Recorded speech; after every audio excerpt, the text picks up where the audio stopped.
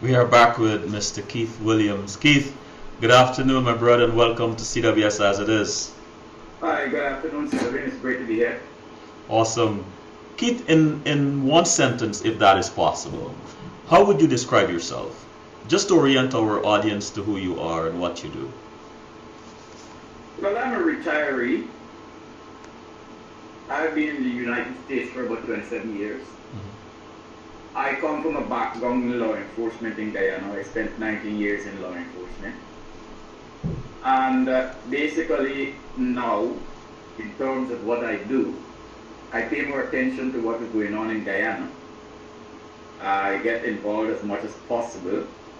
And basically, you can say that I have returned to Guyana. I like that. So when you think of Guyana, what comes to mind?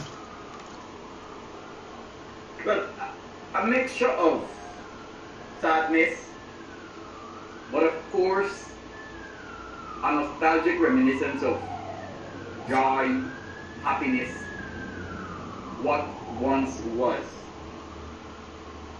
And basically, you can say a determination or an obsession, if you will, with doing whatever I can to recapture that which I believe we have lost. You know, it is said that nostalgia has its place, and it is very important for us to indulge it whenever it's available. But some will argue that sometimes nostalgia sort of precludes us or prevents us from embracing the now and the future. I'm not saying that's the case here. But what I want to ask you, yesterday when you were on the show and we did this impromptu conversation, I asked you a question which you answered very eloquently. So I'm not going to ask you it of you in that manner again. But what I will ask you is to give us 3 points, or 3 or 4 points. And here's the question, Keith. Obviously, you are familiar and intimate with the Guyana of yesterday, of your time. Because you've just said you've gone back to Guyana virtually or metaphorically, you're intimate with Guyana today. Give us a glimpse of the Guyana you envision, 3 or 4 points, the Guyana you envision that is possible tomorrow. Well, the Guyana I envision that is possible tomorrow would be a Guyana where, even though this might sound cliche, citizens of the gorgeous mosaic of peoples that make up our country are able to live together amiably, where opportunity exists for the young, where the older, the parents can envision a bright future for their children, where politics is no longer infused with vitriol and enmity. Not a perfect society, mind you, because none are, but a balanced society. I like that. Tell us your thoughts on a coalition in Guyana politics. But more important, give us your perspective on this coalition and its timing. But the reason why there have been coalition governments in Guyana before, but there has never been a pre-election coalition between two parliamentary parties with significant, even though there's a variance in terms of numbers between the two, but with significant support in the two main population groups. And one of the reasons why I find this coalition or see this coalition in a positive light is that it brings together people with experiences from both of the dinosaur political parties, and thus achieve to some degree that which we have always been searching for. Hmm. If you could ask, and I love to ask this question, Keith, if you could ask late President LFS Burnham, Dr. Chetty Jagan, and Dr. Walter Rodney 2 questions each, what would you ask them? Well, the first question I do it in chronological, in terms of the chronological sequence. The first question I would ask the late President Burnham would be, why did you not think it? Well, let me rephrase that. Do you think that Guyana has a problem of divisions that are fused from ethnic fear and uncertainties? And the next question I would ask him would be, did you not think it practical in terms of addressing this problem to form a coalition in 1964 with President Jagan, and if possible, a coalition between all 3 parties, that would be the PNC, the PPP, and the UF, in order to begin to address this problem that have endured since the split between the PPP and the PNC. The question I would ask Dr. Rodney is, when you came to Guyana, did you have an understanding of the complexities that existed in our politics vis-a-vis the ethnic predominance of the 2 political parties? And if you had this, would you not think it would have been more prudent not to align yourself with either, but to pursue an activist role in trying to challenge that which caused them to have this ethnic dominance? And if I was to ask Dr. Jagan 2 questions, I would ask him the same question I asked, the same first question I asked President Burnham, which is, do you think we have this ethnic issue? And I would ask him in 1992, after 28 years of seeing what you describe as bad governance by the PPP, did you not think it, and knowing that you criticized the PNC for not collating with you in 1964 as a means of bringing wholeness to this country, did you not think it practical then? Did you not think it practical then to do that which you accuse the PNC of not doing? And those will be my 2 questions to each of them. Yeah, I'm so glad you brought up the point on coalition. Actually, that's the reason for you being on the show, to talk about the coalition and its messaging. But why in your opinion, coalition is so important? And not only that, why should the message about coalition be impressed upon our minds and the young minds of Guyana? What can Guyana afford not to have a coalition government? Actually, no, we can't. And the reason has to do with reality and perception. Guyana, sociologically, exists in 2 main camps, both of which are on foundations of ethnic collaboration, ethnic association, ethnic thinking, ethnic preference. Now, and then we have 2 political parties in the mix on each side. So it matters not whether one win or the other win. The perception and reality is that whenever one wins, not only does the other lose, but the constituents of the other perceive themselves to have lost. And in many ways, their lives and their experiences become manifestations that they have lost. So therefore, if you're going to address this, taking into consideration the fact of history, something that everyone knows, everyone is aware of, if you are going to address this, obviously the solution is to end that perception or that reality.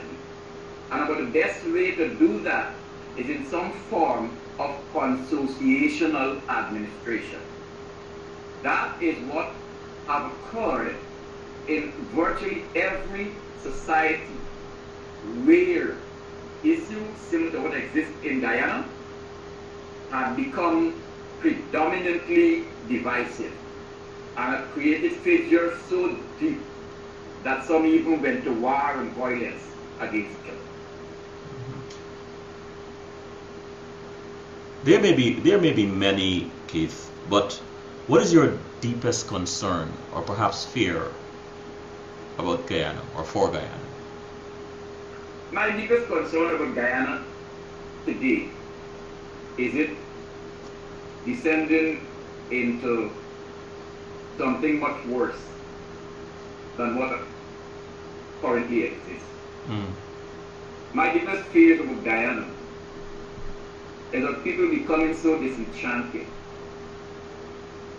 becoming so pessimistic and desperate that all of those bad influences that affect human behavior come to the fore.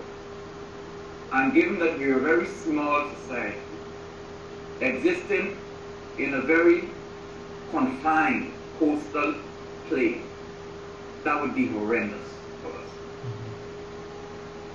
us. You mentioned to me yesterday that in order to be honest, you will not say that neither party has not done wrong, and you articulated that very well.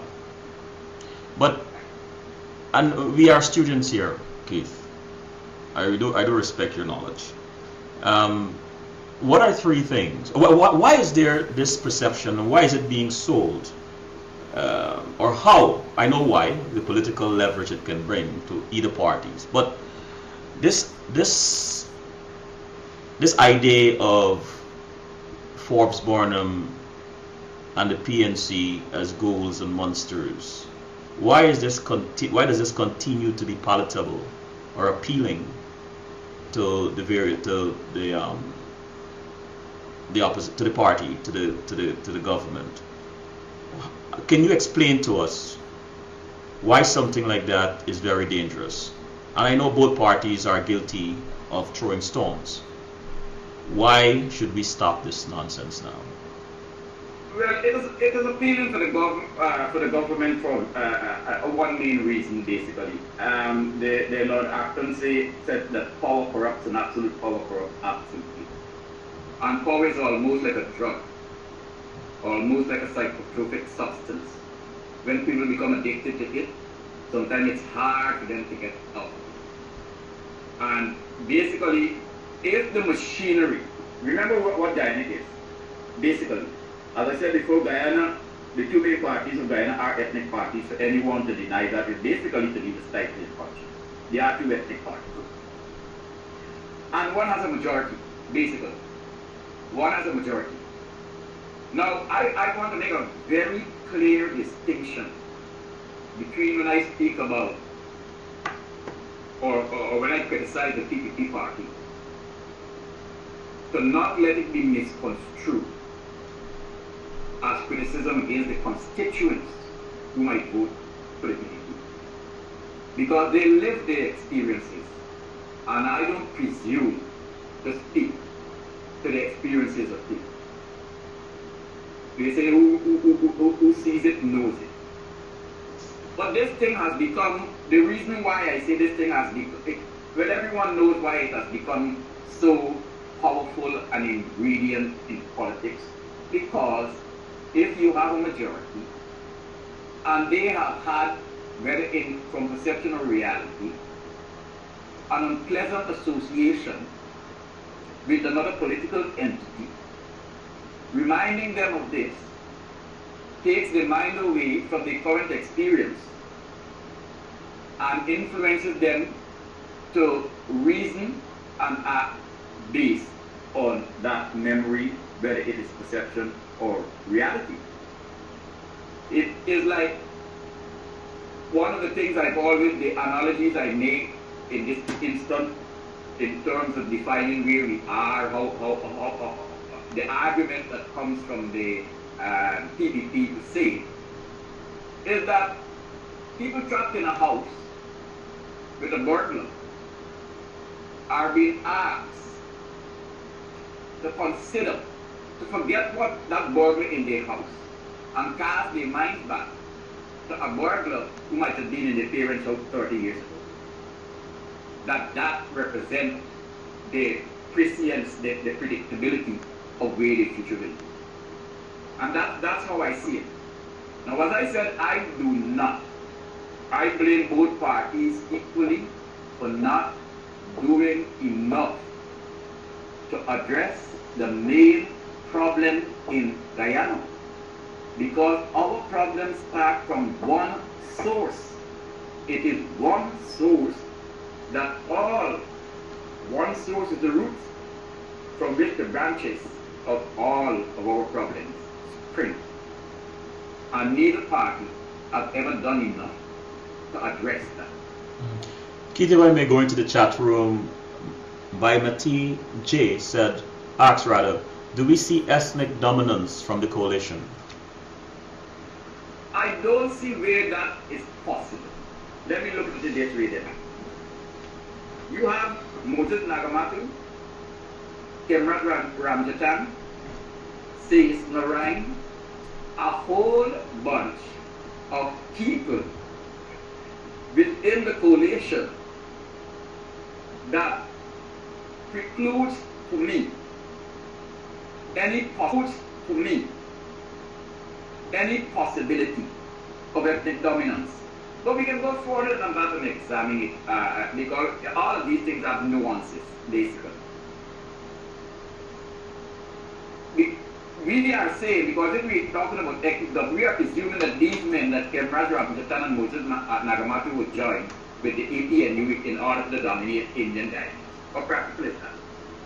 We are dismissing the fact of the concessions that the APNU has made to a small party that had a quarter of its constituent support. We seem to forget that, as far as I know, there is nothing in this agreement that would restrict ascendancy to the presidency of the Prime Minister if for any reason the current holder of the office has to leave or anything like that. So I see no possibility of ethnic dominance, but I go further than that. And that is why I charge the coalition not simply to talk about preventing ethnic dominance, but to do something substantial that manifests where they stand. They have to put something, they have to create or sponsor changes that for once and for all end any possibility of ethnic dominance. Keith, you are what I consider a political scholar. You're very thoughtful, and you do a lot of cogent analysis of the political climate and situations.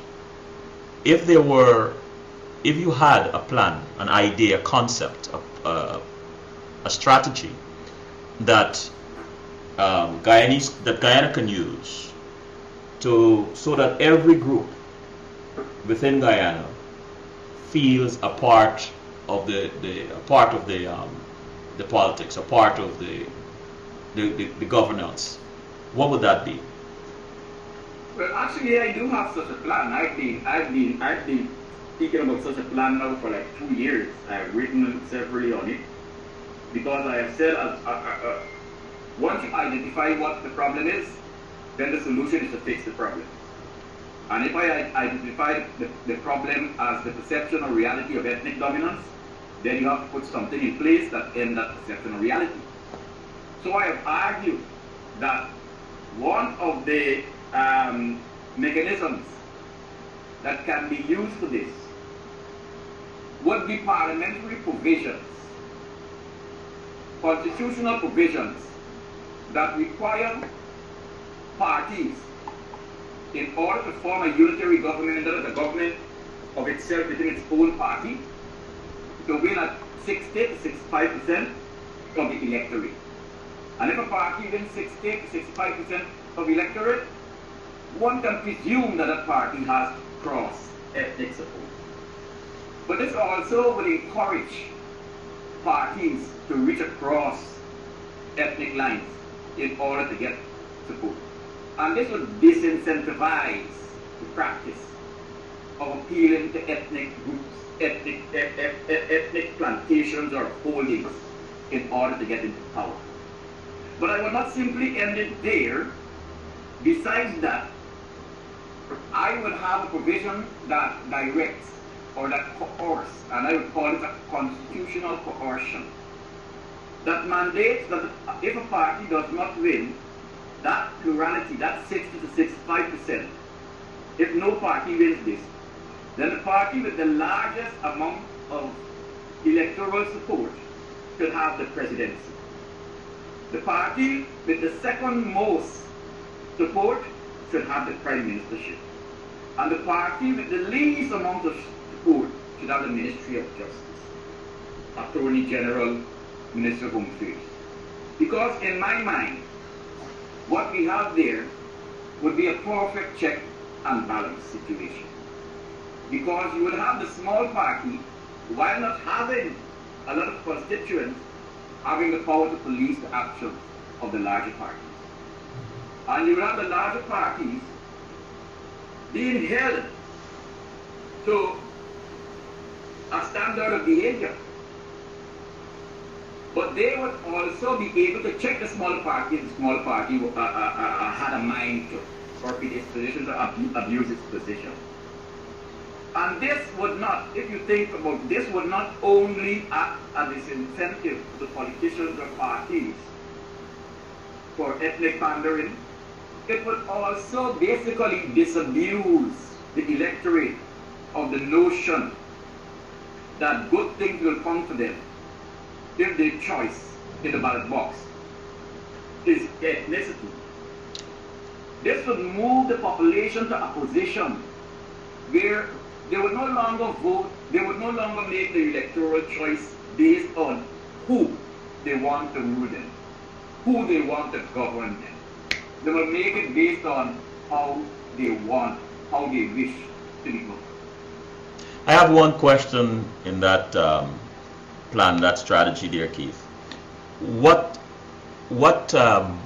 could prevent any party, any major party, from having a sub-party, so that should they not win a majority, or if they do win the majority but have to split, and the third party, the party that has the least amount, gets into power, but yet that party is a subset of the party that's in power? How do we prevent from the two of them from coalescing covertly and implementing policies or agreeing with each other on certain policies? But my plan is premised on the proposition that we have three separate parties contesting an election, not a coalition. Because as we have it today, we have the APNU, which is a coalition of parties, right, and the PPP. And I think you have some smaller parties inside there running by themselves. Mm-hmm. So the APNU is an electoral party, because I'm speaking of electoral parties. Gotcha, Keith. I got it. Right, the PPP is an electoral party, basically. As it is today, if the coalition wins, let's say the coalition wins the government, I would not expect them not to seek within to form some accord with the PPP, some methodology, some clients, where they can begin this step of reconciliation, because they will have to remember that the PPP does have a constituency, and the constituency does have a perception. So they cannot simply win and then say, okay, we win, we're done with them. There are things that have to be addressed, and I believe that these things have to be addressed. But I also believe that if the coalition wins and it wants to cement its role as a change agent, as being a party that has done something that is profound, something that is transformative, it will have to do that. In the chat room, Davina Khan asked, what message would you expect from the coalition in WIM, the so-called PPP Heartland? Would you repeat that? Sorry. What message would you expect from the coalition in WIM, the so-called PPP Heartland? The message I would expect WIM, the coalition to give the party, the PPP constituents in WIM, is basically tell them the truth.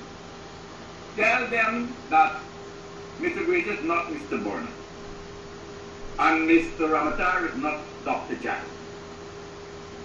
If they ask questions about the PNC and what they perceive the PNC to have done, let them know that yes, the PNC did make mistakes.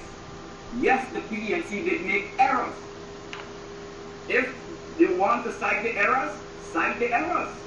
Let them know that if you're going to take anything from the PNC governance of 1964, 1992, you will take the good things, like the transformative policies that ended cultural discrimination against Indians in terms of national recognition of religious and cultural observation,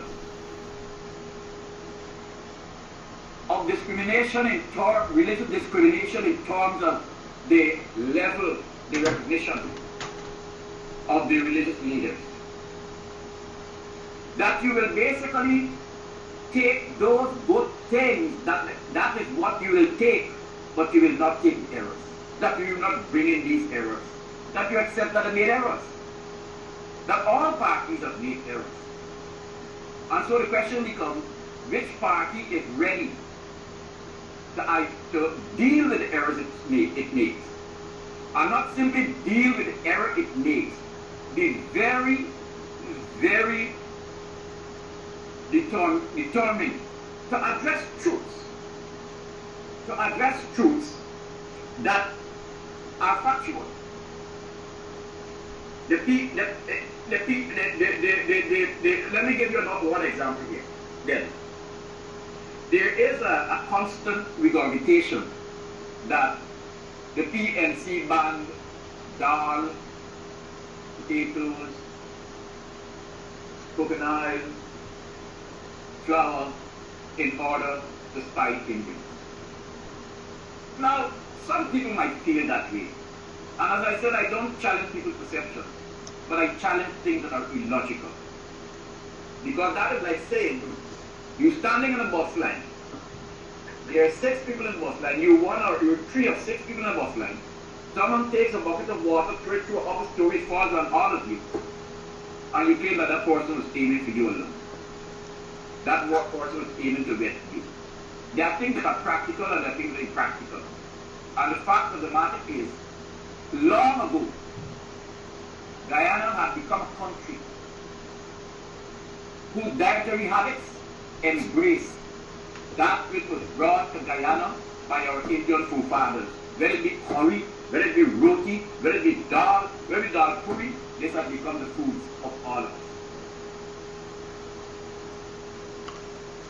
Keith, if you had to give a message or send a message to the diaspora, the Guyana diaspora, about the importance or about the May elections, what would your message be?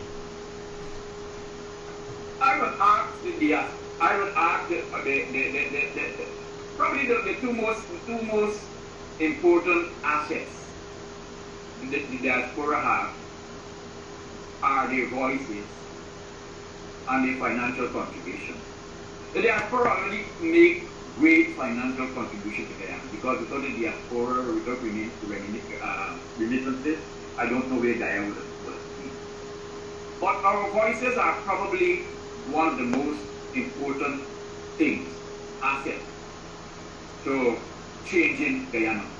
Because we live in society where we can see a kind of normality that does not exist in Guyana. Where we can see how things work, how they are supposed to work. Where we see how checks and balances work. Where we see how equality under the law works. Where we see congressmen and senators when they break the law, even if it's just for not reporting the amount of financial contributions they get, going to prison.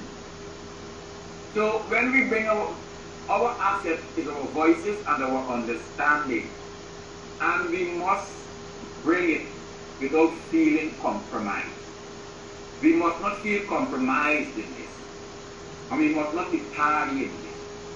We must speak truth, objective truth, regardless of who it angers. Keith, thank you so much for spending your time with us this afternoon. It was too short, I must say, but I'll be inviting you to come on again at some point. So thanks very much and have a good evening. Thank you. You're welcome.